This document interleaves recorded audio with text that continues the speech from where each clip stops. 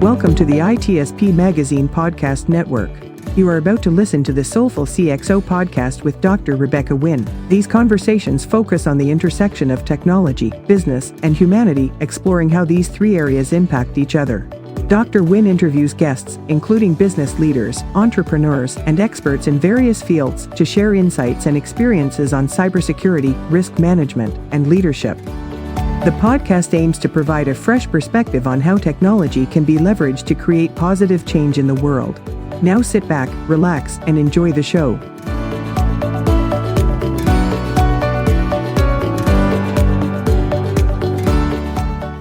Welcome to the Soulful CXO. I'm your host, Dr. Rebecca Wynn. We are pleased to have with us today Matthew Rosenquist. Matthew is the award-winning Chief Information Security Officer for Eclipse.io and former cybersecurity strategist for Intel Group, a LinkedIn Top 10 technology voice, Thinkers 360 Top 10 cybersecurity thought leader, member of multiple advisory boards, keynote speaker, author of acclaimed articles, blogs, and podcasts on a wide variety of cybersecurity topics.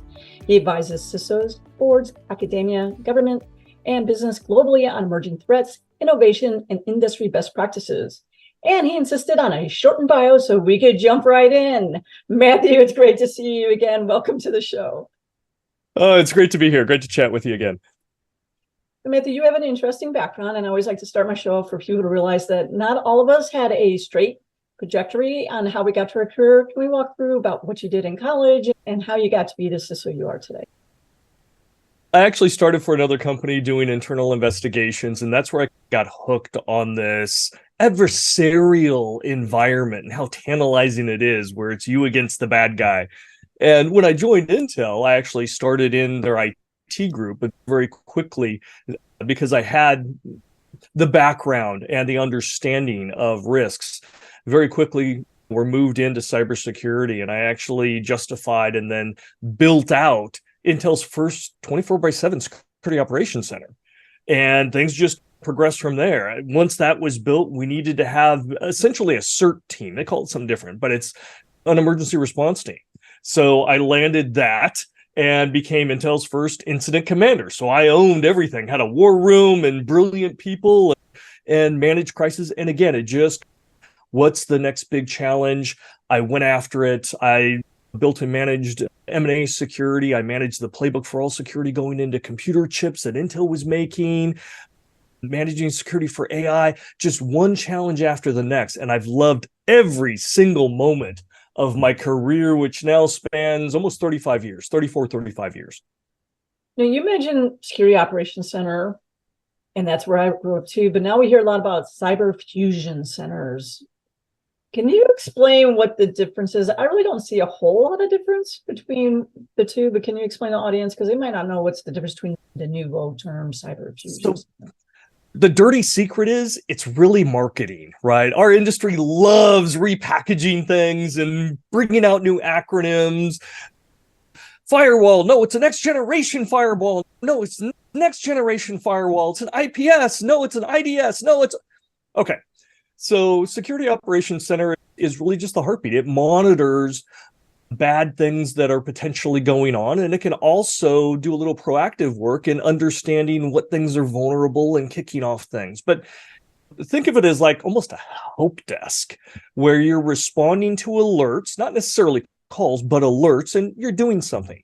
When you're talking about a fusion center, that's, again, fancy terms, but it's really about interconnecting with other groups, many of them outside your environment. So it isn't just looking and taking inputs from what's going on within your borders, but you're also communicating with potentially government agencies or peers in your industry or whatnot to get other telemetry and information that helps you figure out what's a priority, what might be coming, and what you need to do.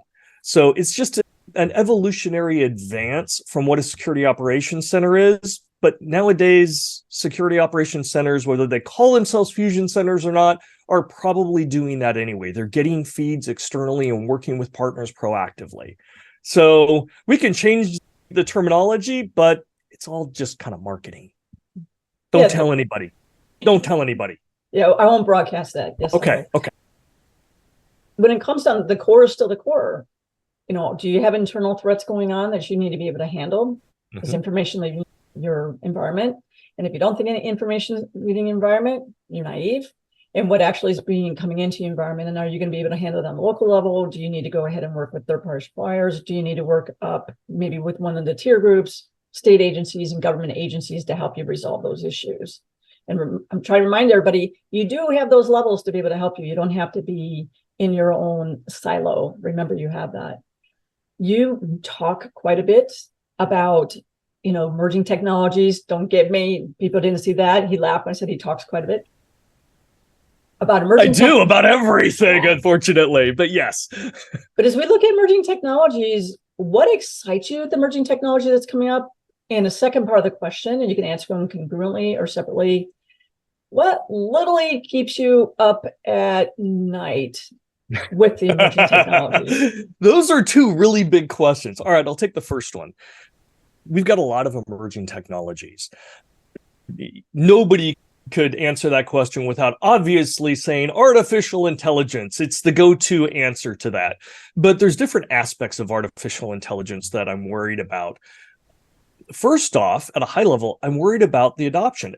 Artificial intelligence, and you're talking a huge span of different types, can provide tremendous value, which means the market wants to embrace it as quickly as possible, right? For their business gains or financial gains or cost savings or optimizations or competitiveness, whatever, that's great. But the faster you rush to adopt a new technology, the more risk that you inherently adopt as part of it. So as valuable and as wonderful as AI is and can be, we have to recognize that it comes with an equitable amount of risk as well. So the rush into AI, whether it's generative AI or ML or DL, something more narrowed down, if we rush too fast, and we did that with like cloud and many other things in our past, we're going to feel the sting because the bad guys are going to take advantage of that. And if security hasn't caught up to help secure what you're going to adopt, you are now putting yourself at risk. And if you don't understand the risk, you're going into it blindly. At least if you're going to do it, understand the risk and accept it versus just diving in blindly and going, oh, that won't be a problem or we'll fix it later or something like that. Make intelligent risk decisions. Other technologies out there, which I think are fantastic, that are also hugely disruptive. You look at quantum computing, we're coming up to a cliff, which will be very interesting when it comes to certain types of encryption that we heavily use in everything on the web and bank accounts and financial transactions and data protection and all sorts of stuff. So we need to worry about that. I'm excited about blockchain. I think there's some great innovation that we're going to see with decentralized types of environments. It's a new paradigm for computing. And again, it's good in some areas, bad in others. But again, if we adopt those, we bring in risks. We're seeing regulatory changes, which are impacting how we do business. And probably the biggest concern that I have is the investment in new technology. And this is going to tie in with your second question, what keeps me up at night? We are seeing nation states pour billions and billions of dollars into offensive capabilities. And that means developing new tools, developing new processes. Before, it was just a few handful of really smart people trying to undermine technology, and they would get lucky or get good, or they could focus on something, find something bad. But when you've got billions of dollars to throw around, you're going to find a lot of vulnerabilities in technology, in people, in processes. And they're intending on using them. And many people think, oh, that's a nation state. Sure, they're going to attack some government, but not me. I'm just a citizen, or I just have a small business. And that's a false belief. Because the simple fact is, when that big nation state spends $1 billion in identifying vulnerabilities and creating exploits and unleashes it, even if they're attacking some other government, they unleash it. The world sees it, and all the bad guys grab it, tear it apart, dissect it, and start using pieces of it. They benefit from that $1 billion of research. And now you've got common cyber criminals using this advanced technology to attack everyone. So eventually it all filters down, and we're at the bottom of that. So that's what keeps me up at night, is the great influx of resources and intention and capabilities that will bring more exploitation across the entire spectrum for all of us. Yeah, adding on to that, I think one of the things that adds on to the risk and the scariness and keeping us up at night, as Jim Roth would say, that Steve Crash talked about, we do wake up every 45 minutes crying like babies do. That's how we sleep like babies. Is everybody inadvertently actually is a threat anymore. People say, I don't allow people to go ahead and connect in ChatGPT, but there's a plethora of versions out there. People working remote, people could be on their phone, they could be different things. You're not going to keep people away from that. I looked at a marketing research study just a few months ago, and they thought 7 to 10% of corporate data was streaming out, and now it's up to 12 to 15%. That becomes dangerous. Then you also have where anybody can be, quote unquote, an expert. They can go ahead and be asked, how do you do X? How do you do Y? How do you Z? Give me all the steps. And now everybody actually can be a threat actor, and threat actors can engage in those threat actors and being able to get that information. So that's one thing I see that people aren't really paying attention, is the purposefully or unpurposely threat that you have with every single person that you may hire. Yes. It's lowering the entry into doing bad things. But again, we need to take an even view.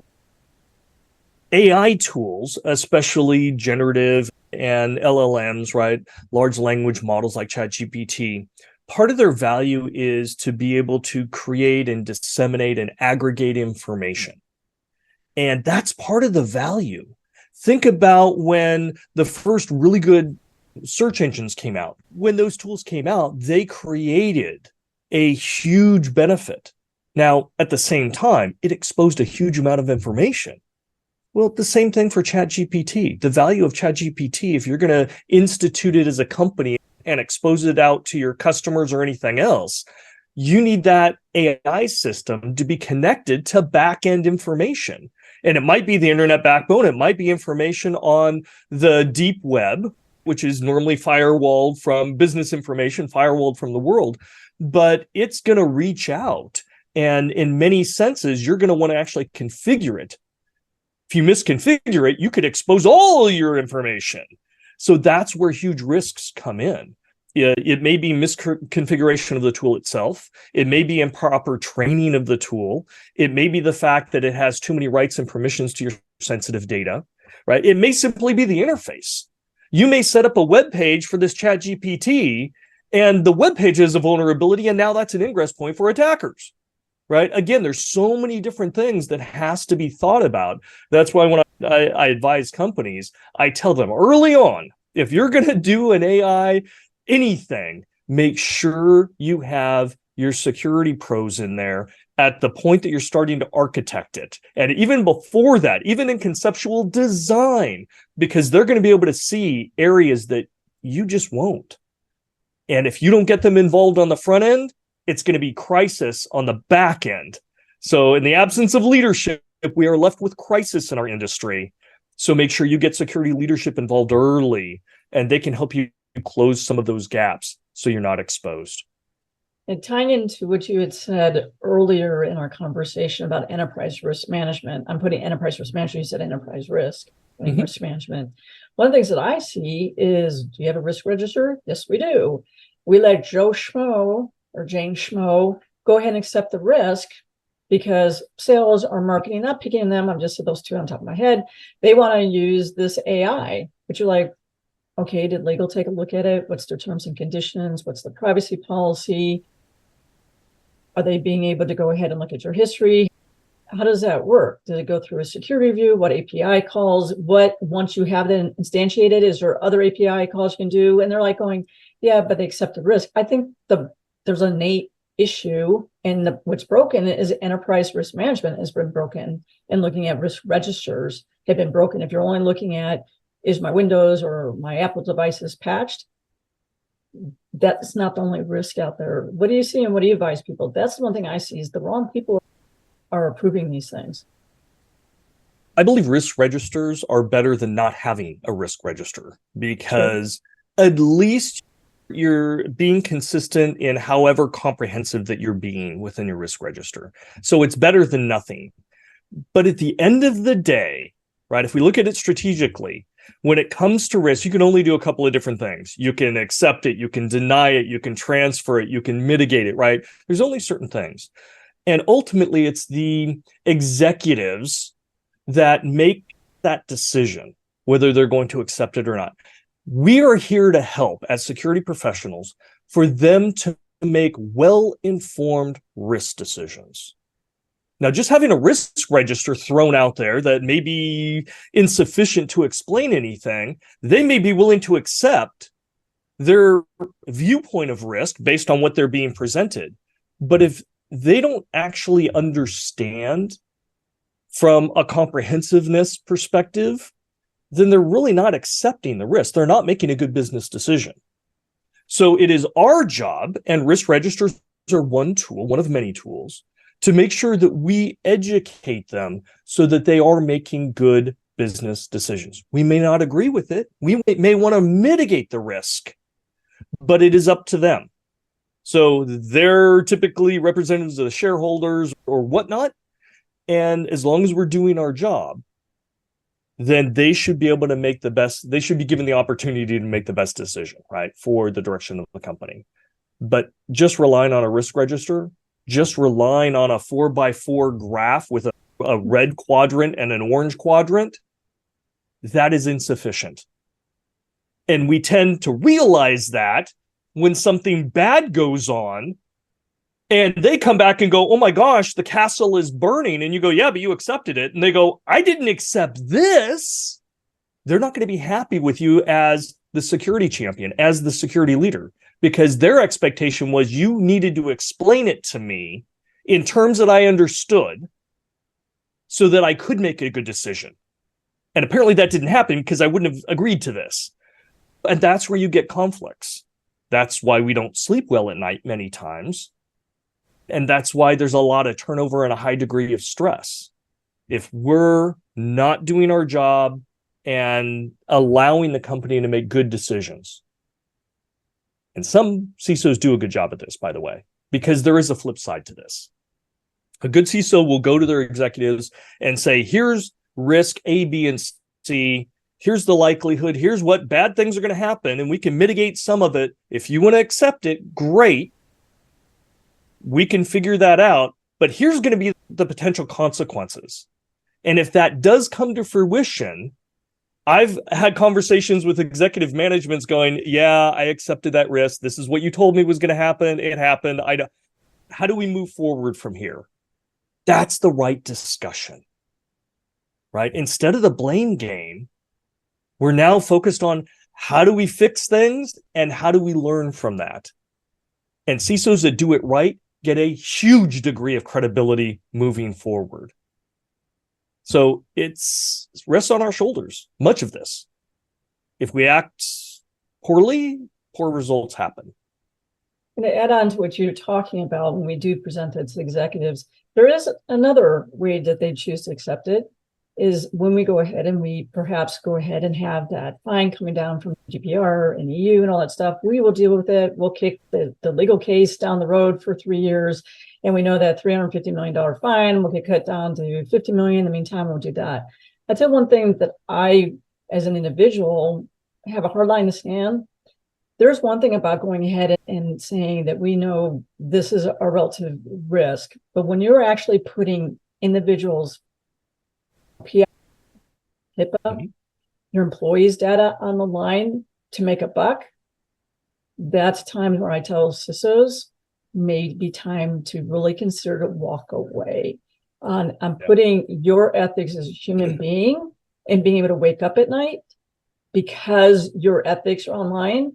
Life is too short for that. There's companies out there who want to do the right thing. Companies always have some sort of risk. Business can't move. Hospitals, I'll give you an example. If it comes to saving that patient's life, they will save that person's life, and then they'll worry about trying to go ahead and on the back end try and protect the data as much as possible. Sometimes life has to come first. That's the reason I think that there is at times burnout, and we do see a lot of systems changing, is we're coming from where we're like going, we've gone ahead and took the back seat, maybe to ourselves a little bit too much.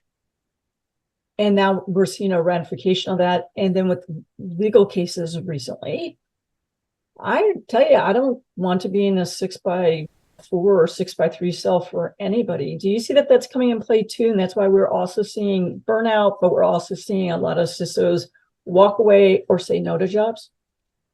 Yeah, ever since the Uber case has come to fruition, and where the CISO was held accountable for some squirrely decisions that they made, there's a lot more pressure and discussion within the CISO communities. And I think it's great. I also think it's sad because those discussions should have happened long before.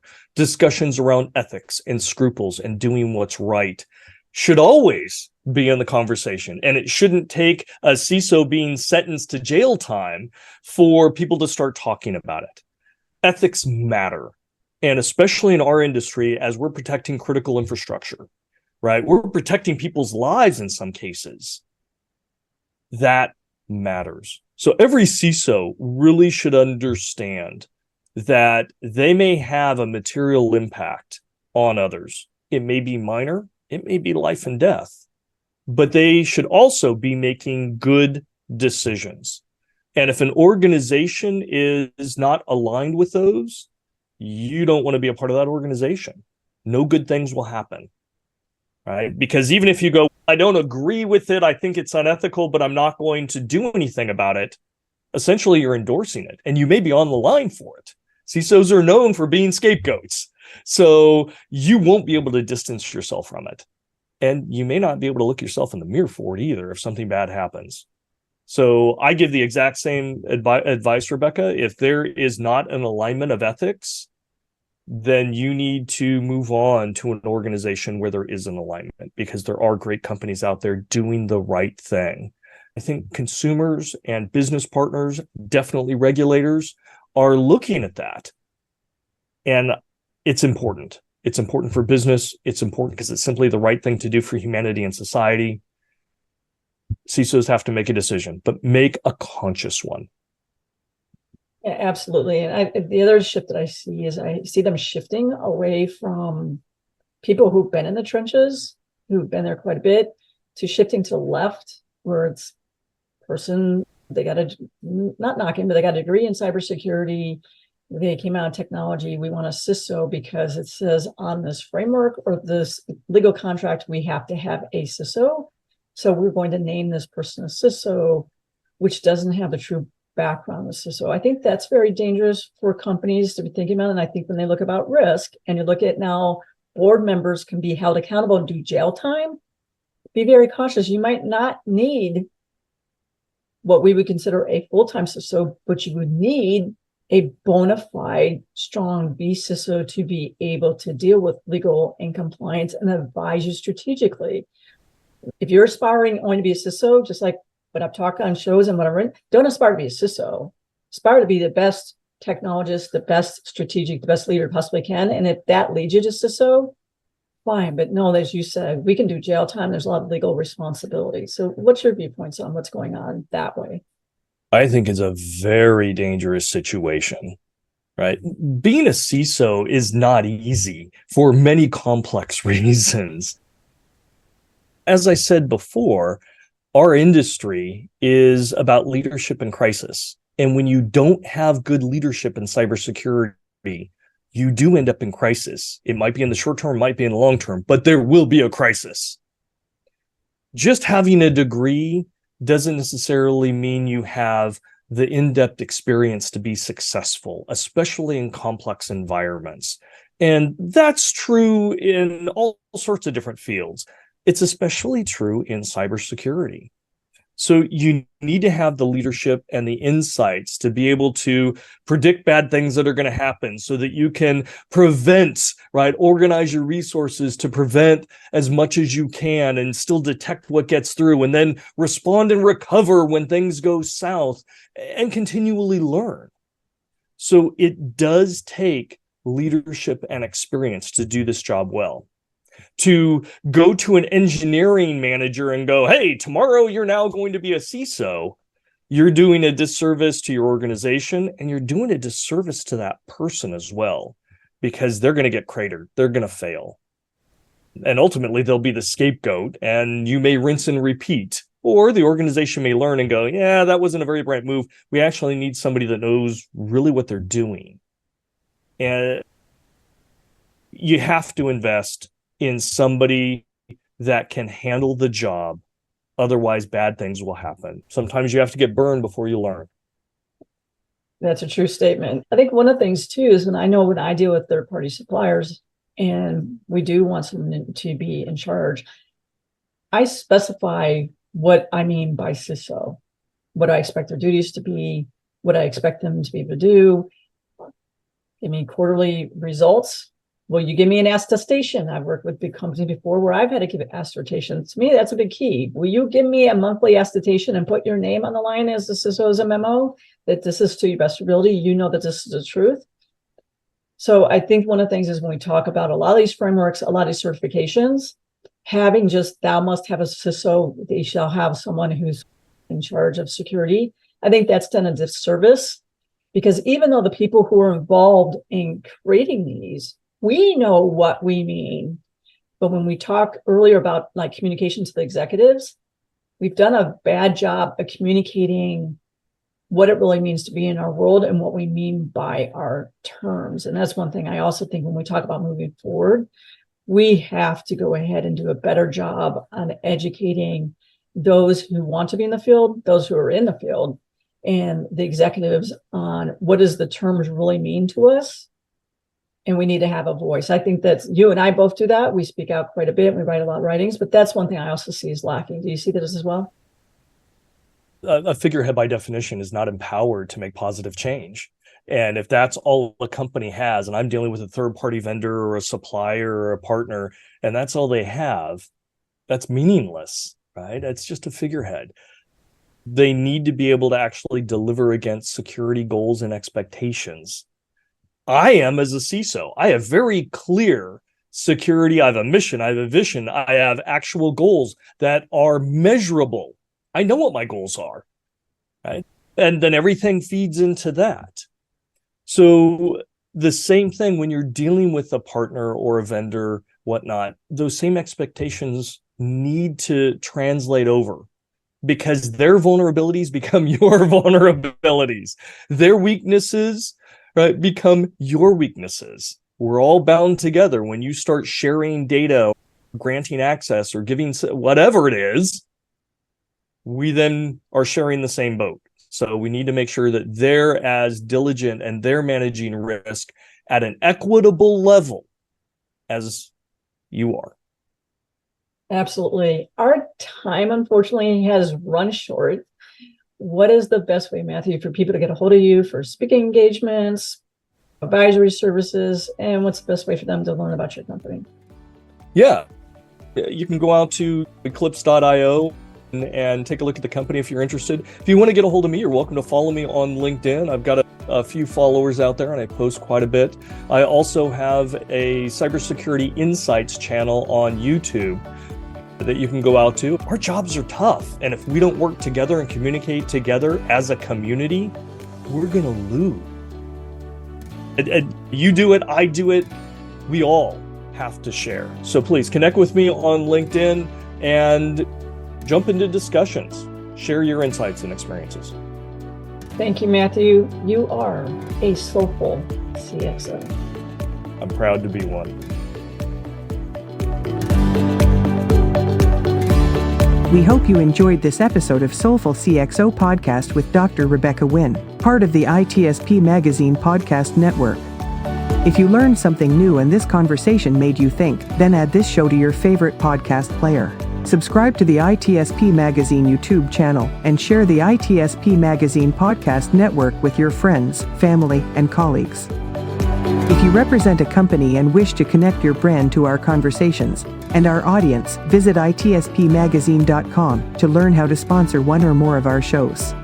We hope you will come back for more stories and follow us on our journey.